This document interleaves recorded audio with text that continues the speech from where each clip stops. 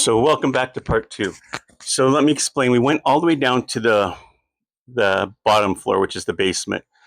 And as I'm down there, there's I already explained what happened, with what I was seeing with the kids being SA'd, kids being abused, a lot of neglect.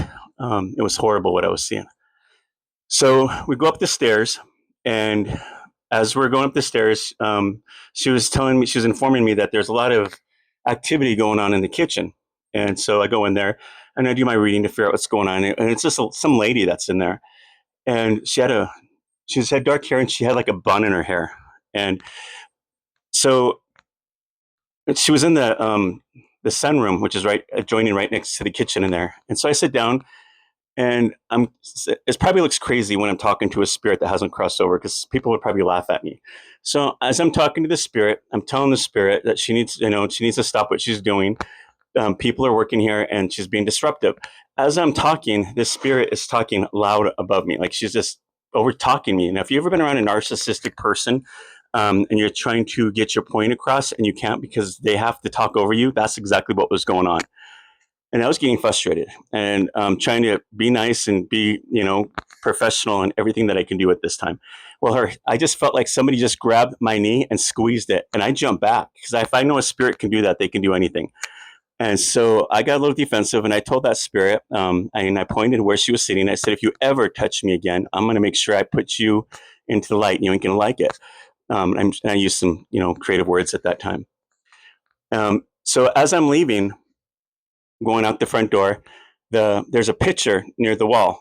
And I look at it and she goes, what's wrong? And I looked at her and I said, see that lady right there? She goes, yeah. I go, that was the lady I just saw in the sunroom. And in this picture, this lady is sitting there. There's a big Christmas tree behind her and she's got a bun in her hair. She's got dark hair, I think, and I think she had a bun in her hair. And all these kids were all behind her and none of them looked happy. And this picture, this Christmas picture, I knew it was just for show. The lady was there for a photo op to make people think that she's doing her job or something. But none of those kids looked happy. And I said, that was a lady I saw in the sunroom. And she goes, oh my gosh. And I go, so now you know who's been messing with you guys. It's her. Yeah. I went in my car and I had a meltdown because of what I felt, what the kids were showing me, what they were making me feel, what I was seeing. It was like I was an emotional wreck that day. I needed time for myself. I couldn't do anything. I just needed some rest the whole day.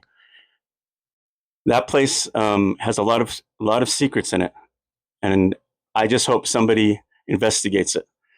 I want those kids to have that real piece of what happened to them. The stories that are hidden in that building need to be said, and they shouldn't be hidden anymore. Everybody's passed away that's done something to there. So why we need to hold those secrets? Why can't somebody go in there and investigate? These kids were abused. They were neglected. They were SA'd. A lot of dark things are going on. And in fact, when I sat down to do that reading with her before I left, I kept saying there's something going on over there in that other room. And she goes, well, that's where they put the infants. And there was a lady at the time, and she would sell those babies out the back door. In fact, there was a red light district uptown in Butte. And maybe one day I'll talk about that when I was there. But there was a lady that these prostitutes would give their babies up, and the lady would take them and sell them to people. And she also sold them. The rumor is that she sold them from here as well, because there's records that are missing from those babies that they can't find to this day. Anyway, this is one of the most memorial readings I've done. This one's really affected me. One of the readings that affected me the most was this one. And it's not because of my experience. Like I said, I've crossed lots of spirits, or I've done lots of readings. But because of this one is because of what the kids made me see, made me feel, their stories. That's why. And it was hard to go through that. So anyways, I hope you guys enjoyed the story.